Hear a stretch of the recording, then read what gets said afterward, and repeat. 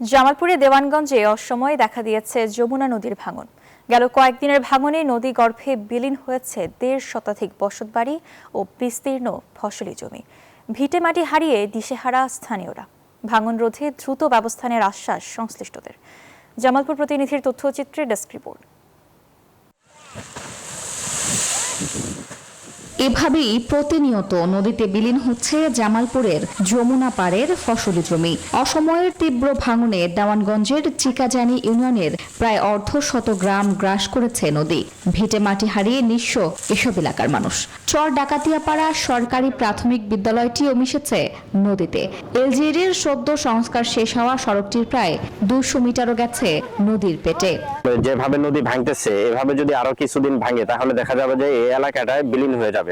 রাস্তাও নামে গেছে, ভেঙে গেছে, মানুষের ভুট্টা খেতে ভেঙে নামতেছে। রমজান মাস সামনে, ঈদ, আমাদের ঈদের আনন্দ বলতে কোনো কিছু নাই।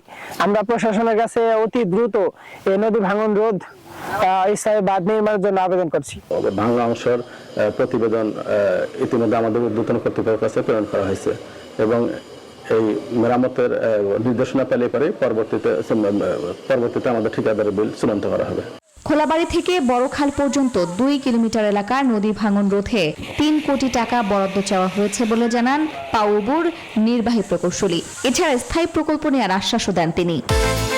বিকাশ পেমেন্টে ১০,০০০ টাকার বেশি অফার। শপিং চলছে তো।